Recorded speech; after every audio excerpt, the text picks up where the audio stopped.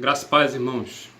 Como eu tinha dito antes, no início da semana, o Conselho vai disponibilizar pequenas reflexões para auxiliar vocês nesse momento de culto doméstico, já que a gente não está conseguindo fazer o nosso culto público. Então a gente vai estar disponibilizando reflexões. A ideia não é fazer uma pregação longa, de 40, 50 minutos, como eu faço na igreja, mas trazer breves reflexões para auxiliar vocês, principalmente hoje, né, que é o dia do Senhor, e eu creio que a maioria vai estar se reunindo nesse momento para orar e para louvar a Deus, como a gente fez na quinta-feira.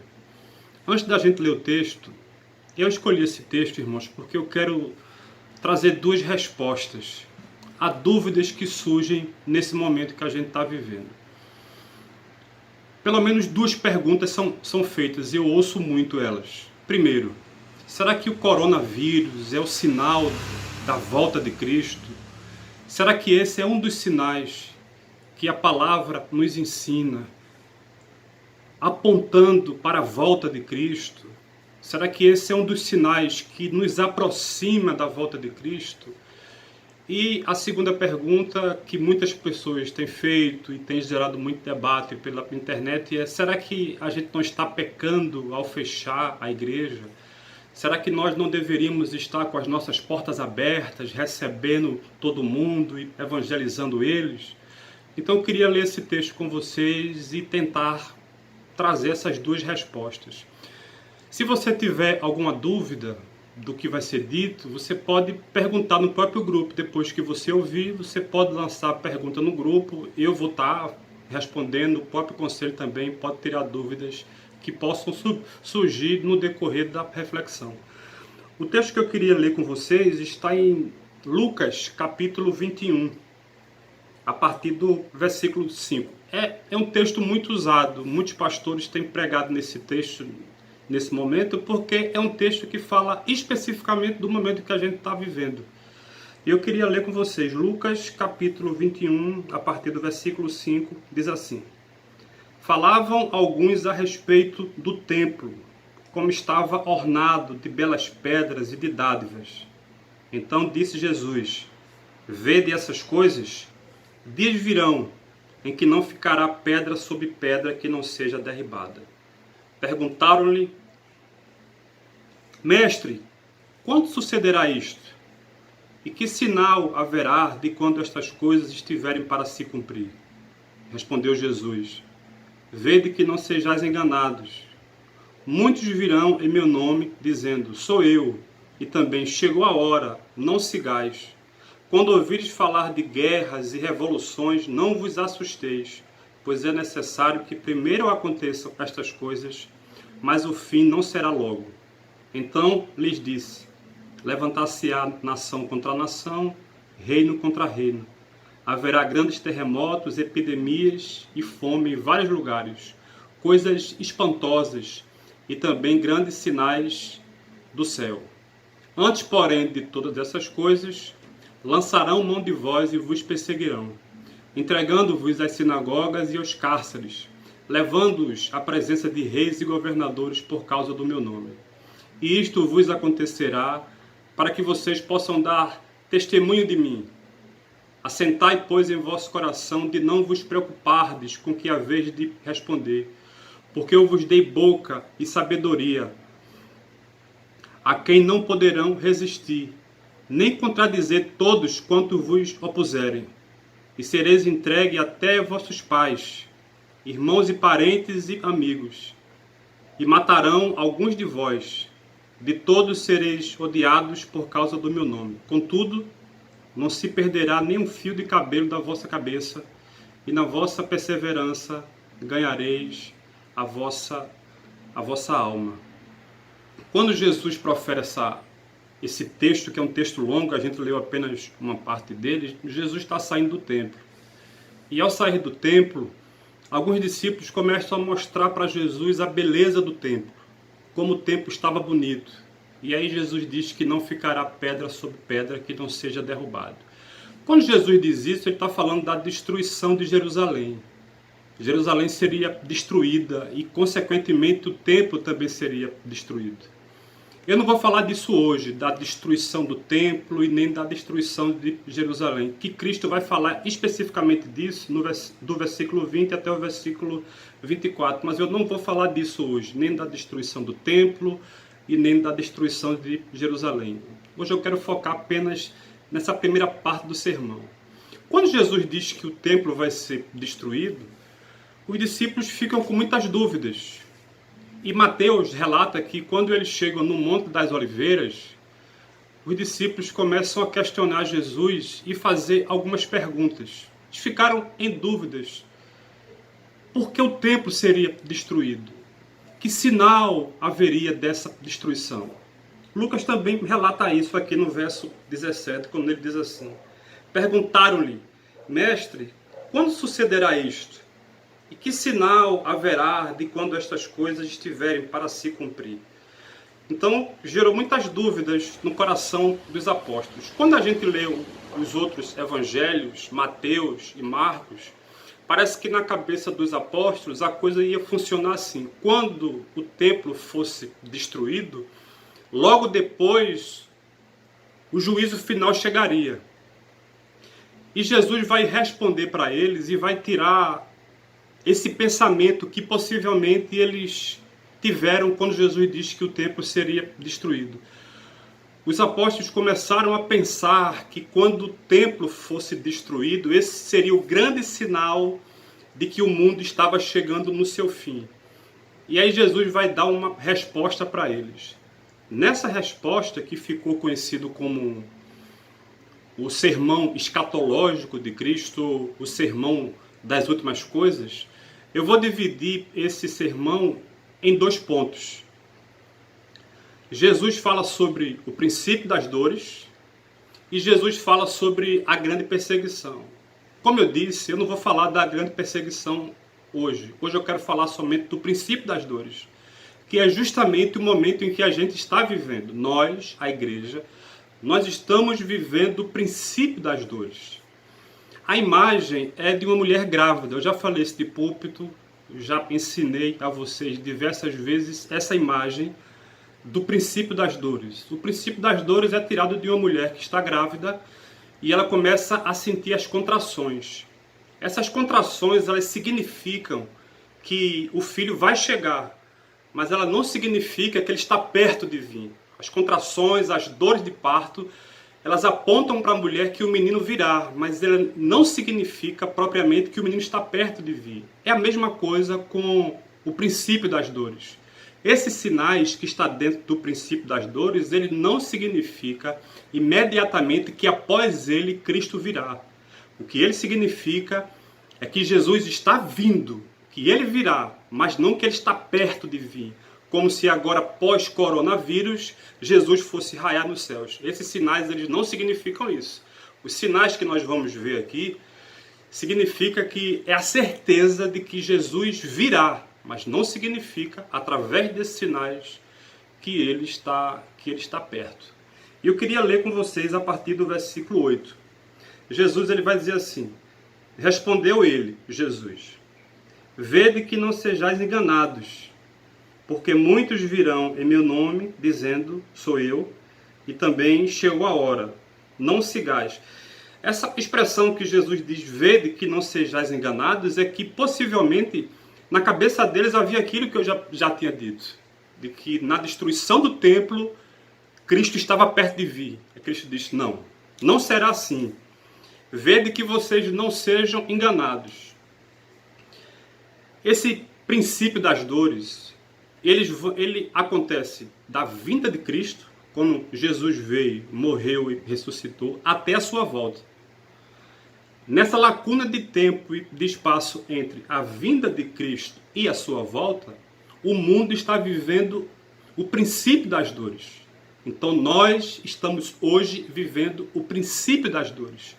E aí Jesus vai dizer que dentro do princípio das dores existem alguns sinais. O primeiro deles está justamente no texto que a gente leu, no verso 8. Vede que não sejam enganados, porque muitos virão em meu nome, dizendo sou eu, e também chegou a hora, não sigais. O primeiro sinal que Cristo fala dentro do princípio das dores é justamente dos falsos profetas. Então, entre a vinda de Cristo e a sua volta, surgirão diversos falsos profetas.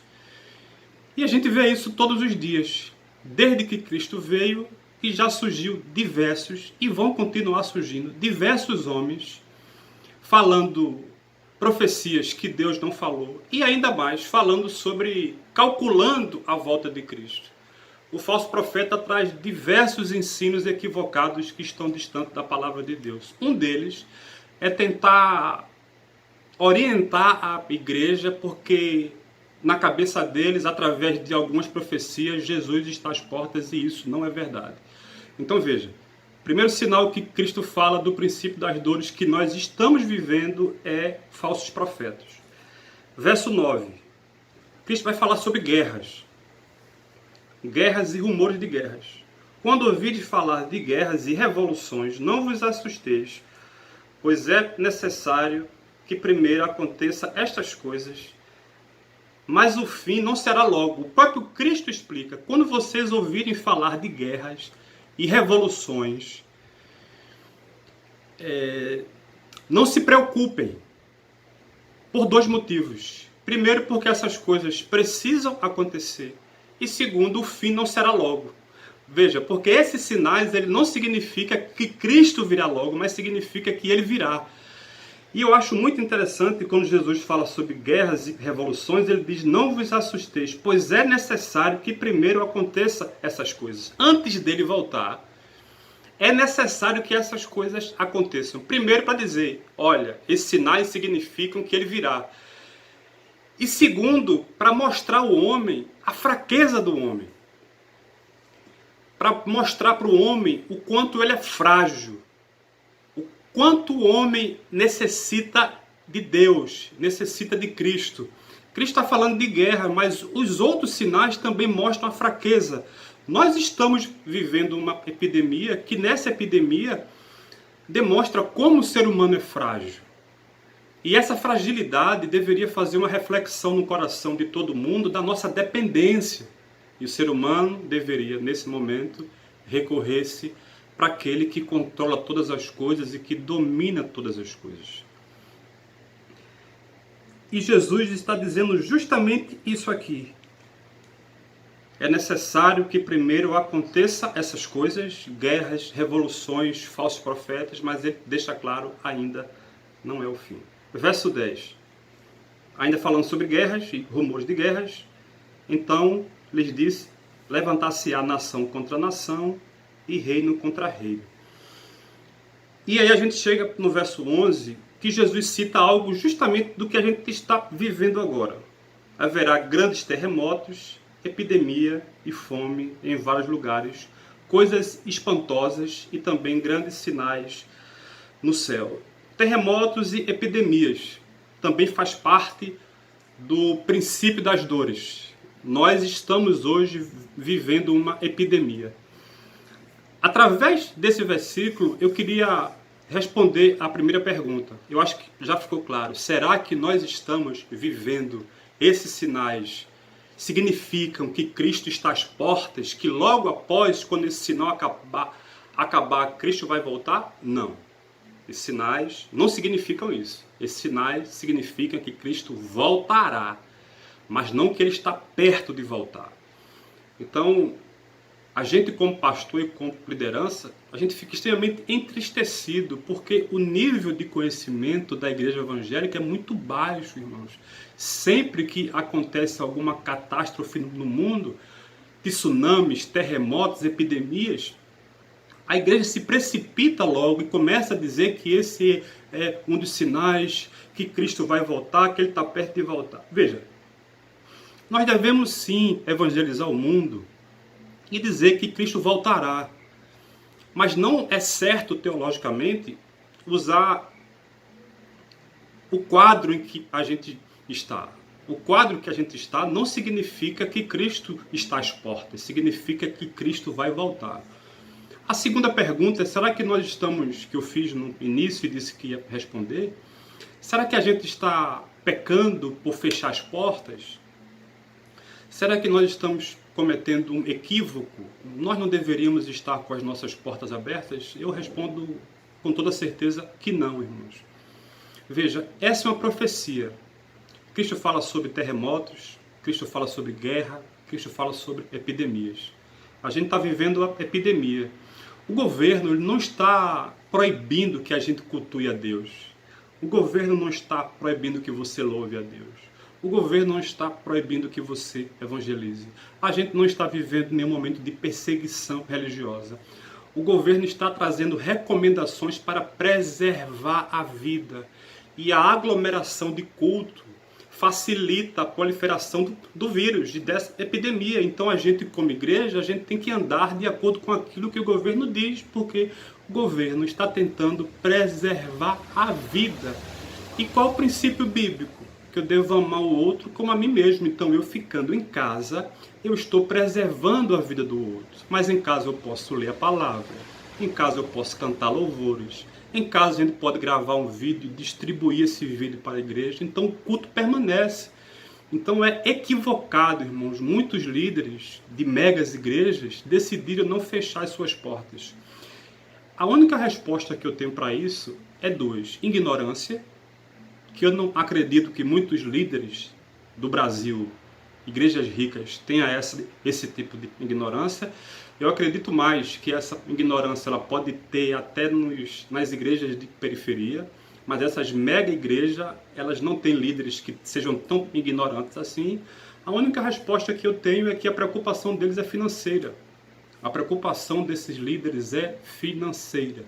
Eles sabem que são megas igrejas e que se essas igrejas fecharem por um mês, 15 dias, eles vão ter um prejuízo financeiro enorme. Eles têm medo disso. E para mim, irmãos, essa é a característica de um falso profeta. Um homem de Deus, um pastor, se preocupa muito com o seu povo, se preocupa muito com o seu rebanho. Então ele nunca iria, por uma questão financeira, colocar essas pessoas em risco.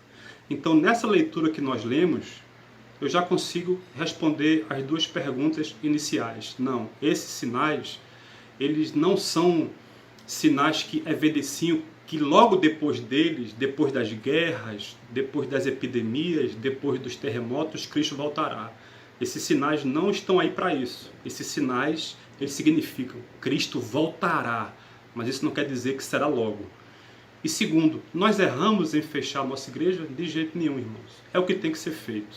O cristão consciente, ele sabe que mesmo com a igreja fechada, a gente precisa dos dízimos e das ofertas, porque paga água, paga luz, o débito continua. Então eu vou guardar a minha oferta. E no momento oportuno eu vou dar o dízimo ao presbitério. Vou no banco, faço o depósito, guardo em casa, ele vem aqui buscar, porque eu sei que o presbitério ele depende do meu dízimo e da minha oferta. Então, não é porque eu estou sem cultuar no templo que eu vou gastar o meu dízimo e a minha oferta. Não, eu vou guardar e no momento oportuno eu compartilho. Então, irmãos, veja, para a gente terminar e o vídeo não ficar longo, nós não estamos vivendo através da epidemia o grande sinal da volta de Cristo. Nesse sermão escatológico, mais na frente, Jesus vai até falar disso, da grande tribulação. O que nós cremos que é o grande sinal ou sinais de que Cristo está às portas e vai estar se aproximando é o aparecimento do anticristo, que ainda virá, e Paulo diz que o fim não vem antes que esse homem chegue. Então virá o anticristo, virá uma grande perseguição, e essa grande perseguição ela é relatada por Jesus através da destruição de Jerusalém, que eu disse que não ia falar agora. Depois eu falo, em um outro vídeo, eu falo sobre a destruição de Jerusalém e o que essa destruição tem a ver com a perseguição dos últimos dias. Então vejam, os sinais que vão simbolizar para nós que Cristo está às portas é o aparecimento do anticristo, a grande tribulação, porque o anticristo vai gerar uma grande perseguição contra a igreja, a apostasia, porque muitos vão abandonar a fé nesse momento. Então poderia separar esses três sinais: o aparecimento do anticristo, a grande tribulação, a igreja que estiver aqui vai ser perseguida, e a apostasia, porque muitos vão abandonar a fé, possivelmente por causa dessa perseguição. Então, o que nós estamos vivendo hoje nessa epidemia, o mundo está dando contrações de que Jesus virá, mas isso não significa que ele vai vir logo. Ele aponta e ele afirma: Cristo virá. E mais, irmãos, veja, quando Jesus profetizou isso, estava ele e poucos apóstolos. E ele profetiza sobre perseguição, ele profetiza sobre terremoto, ele profetiza sobre guerra, e que naquele momento havia uma paz, porque o governo romano tinha estabelecido essa paz. Mas Jesus sabia que anos na frente tudo iria mudar. O mundo iria mudar. O mundo iria proclamar que ele virá através desses sinais. E o mundo também vai proclamar que ele está às portas. Eu espero que tenha ajudado você nessas dúvidas que surgiram no nosso coração por conta do coronavírus e porque a igreja fechou as portas. Veja, eu queria terminar lendo o verso 18, quando ele diz assim: contudo, não se perderá um fio de cabelo da vossa cabeça. Contudo, com todo esse quadro que a gente pode enfrentar, tanto do princípio das dores, ou se a gente enfrentar a grande perseguição, a chegada do anticristo, Jesus diz que nem um fio do nosso cabelo vai ser tocado se não for pela permissão de Deus. Então, não tendo coronavírus, Deus é o Senhor e continua comigo. Se qualquer um de nós a gente vier a contrair, e o nosso desejo é que isso não aconteça, Deus continua no controle de todas as coisas. Ele é o Senhor, Ele é soberano.